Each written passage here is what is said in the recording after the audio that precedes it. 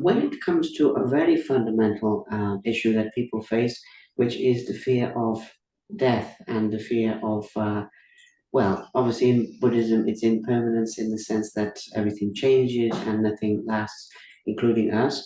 But at the same time, the fear of death motivates people positively, negatively, etc. And fundamentally, I think, at the end of the day, we have to make peace with it.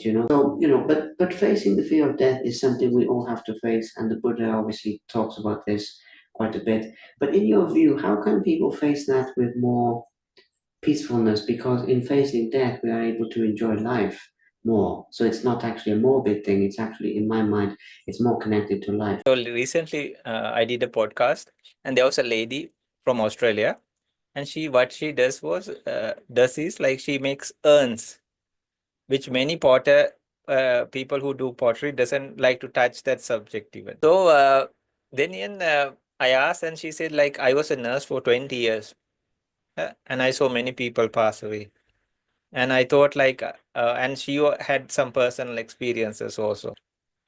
So she started, and then it became like a thing like they uh, could like remember this person.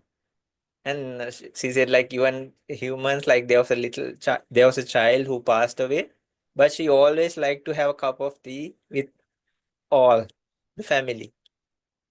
So like just to preserve and keep remember the memories, no?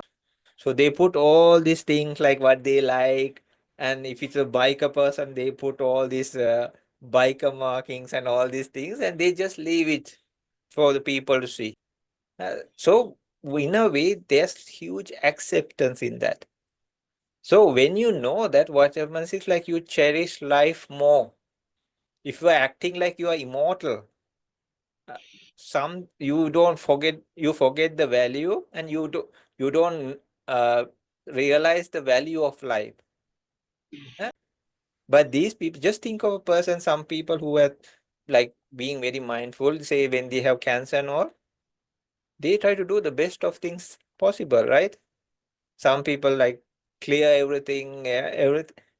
There are some people like they made their whole life like a shrine, the environment and everything. So more you know that okay, this is uh, going to end at some moment, more you cherish the moment you have. It's so valuable, right? So likewise, life itself is seeping out through little by little, day by day, every second, every split moment.